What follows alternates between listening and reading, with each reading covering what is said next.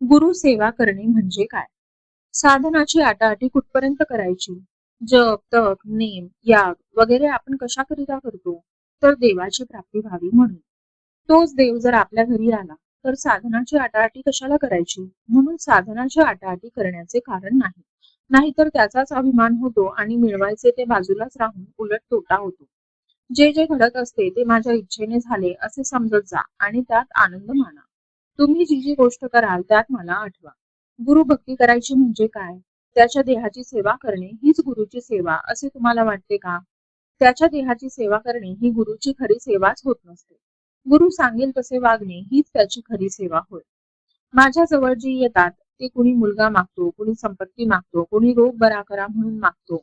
तेव्हा माझी सेवा करायला तुम्ही येता का मीच तुमची सेवा करावी म्हणून येता? माझ्याजवळ येऊन मनुष्य देहाचे खरे सार्थक होईल असे करा. तुम्ही मागाल त्याप्रमाणे मी थोडेसे देणार नाही असे नाही, पण ते काढा घेण्याकरिता गुळाचा खडा देण्यासारखे आहे. मला सर्व कळते असे माझ्याबद्दल तुम्ही म्हणता, पण ते मनापासून नव्हेच. कारण ज्याला असे खरोखर वाटत असेल त्याच्या हातून पापकर्म होणारच नाही. ज्याची वृत्ती माझ्याशी एकरूप होईल त्यालाच कळेल की मला सर्व कळते आहे. गुरुला अनन्य शरण जाणे म्हणजे इतके की त्याचे मन आणि आपले मन एक झाले पाहिजे. म्हणजे दैववशात जरी आपण गुरुपासून दूर असलो तरी मनाने त्याच्याशी संलग्न असल्यावर त्याच्यापाशीच असू. आपण आपल्या आईशी जसे बोलतो तसे माझ्यापाशी बोलावे. आपले सर्व दुःख मला सांगत जावे. तुम्ही इतके कष्ट घेऊन मला भेटायला येता, पण तुम्हाला रिकामे परत जाताना पाहून मला फार वाईट वाटते.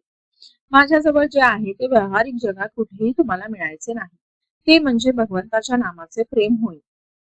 सगळ्या प्रपंचात खरी विश्रांती असेल तर ती नामस्मरणातच आहे. ज्याला मी भेटावा असे वाटते, जो माझा म्हणवितो त्याला नामाचे प्रेम असलेच पाहिजे. नामावर प्रेम करणे म्हणजेच माझ्यावर प्रेम करणे. जानकी जीवन स्मरण. जय जय राम.